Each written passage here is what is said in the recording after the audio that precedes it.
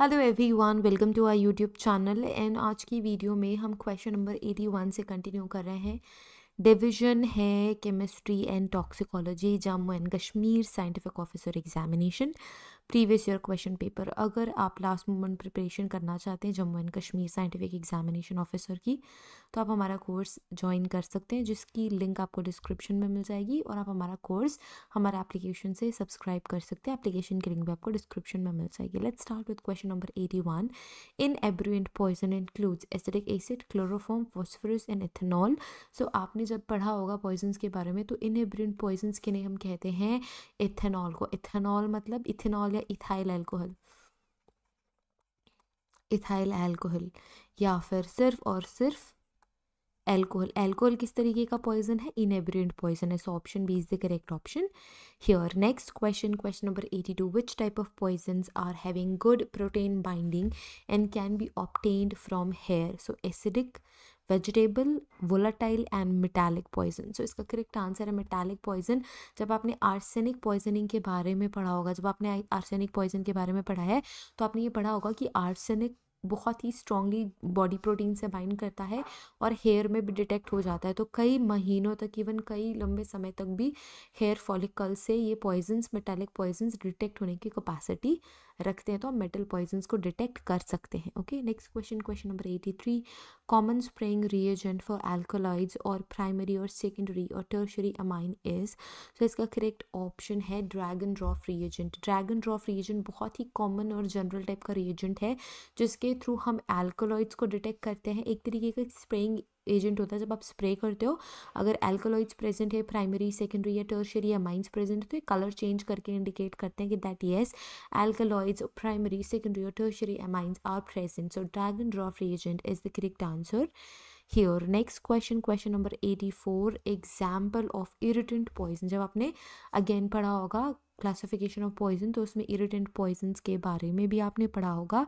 So metallic salts, datura and glass powder, और both I mean all A B and C. तो इसका straight correct answer है all A B and C, क्योंकि metallic salts भी irritants होते हैं, धतूरा भी इरिटेंट है, and glass powder strongly straight irritant poisons.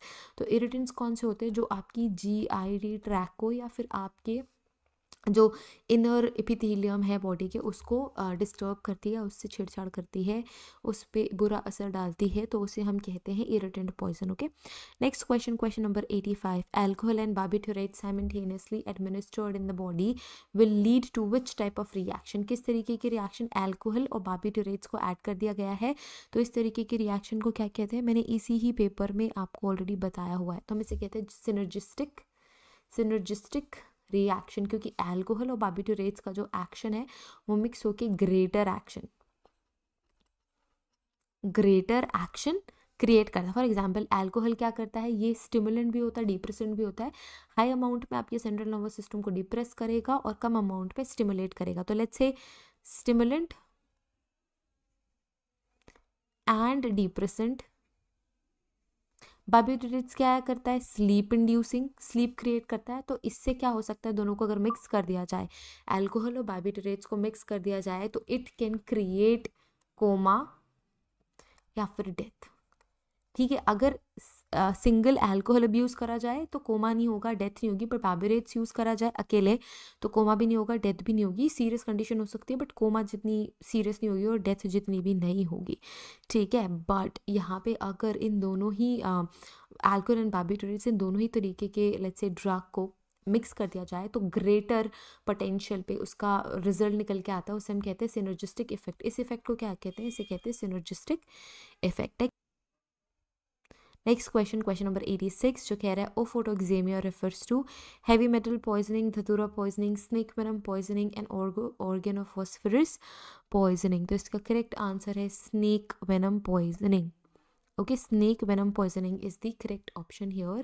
Next question, question number 87. Smell of bitter almonds is seen in the poisoning with, बहुत ही ज़्यादा फेमस है ये smell of bitter almonds. Okay, तो इसका करेक्ट आंसर क्या है? Hydrochloric acid. जब HCl poisoning होती है तो बर्न्ड बिटर आलमंड्स की स्मेल आती है। Next question, question number 88। Carbon monoxide. So carbon monoxide has a life bound to has a half life bound to hemoglobin in other order for days, has 10 times the affinity of oxygen for hemoglobin, forms meet hemoglobin rendering hemoglobin unable to carry oxygen, it moves the hemoglobin / oxygen dissociation curve to the left. तो इसका correct answer क्या है? इसका correct answer option D, क्योंकि ये move कर देता है हीमोग्लोबिन और ऑक्सीजन के डिसोसिएशन कर्व को लेफ्ट की साइड में. लेफ्ट की साइड में मतलब क्या? क्योंकि ये शिफ्ट कर देता है आपकी हीमोग्लोबिन और ऑक्सीजन का डिसोसिएशन जो बॉडी में उसको, और इस वजह से टॉक्सिक होता है. Next question, question number 89. With regard to carbon monoxide which is false. क्या फॉल्स है, क्या सही नहीं है? Okay, it's half life with 100% O2 is 90 minutes. Carbon monoxide moves to oxygen dissociation curve to the left. The fetus is relatively protected from the effect of CO. CO is a different myocardial suppressant. तो इसका correct answer है, ये क्या करता है? ये गलत है. Okay, everything is right except C. The foetus is relatively protected from the effect of carbon monoxide. कैसे रह सकता है? अगर जो फीटस की मदर है वही अफेक्ट हो रही है कार्बन मोनोऑक्साइड से और वह सफोकेट हो रही है, तो फीटस कैसे बच पाएगा? Okay, so option C is the correct option. Next question, question number 90.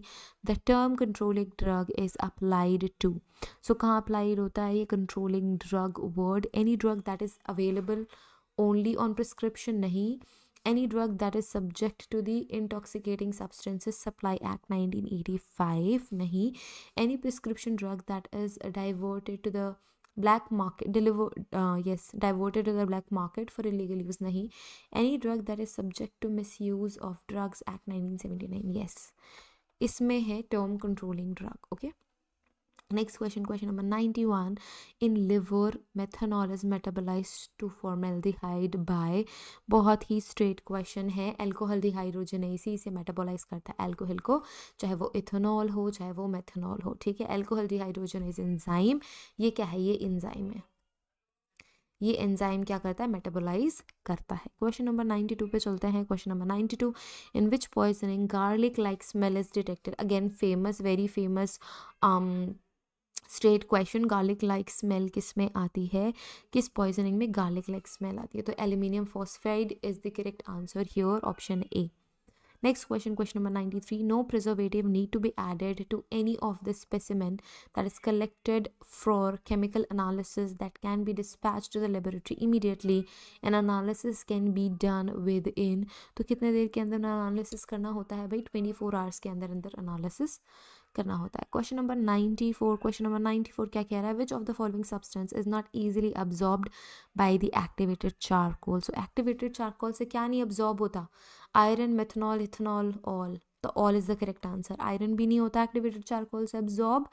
Methanol, ethanol ये सारे इजीली अब्जॉर्बेबल नहीं है with respect to activated charcoal. Next question, question number 95.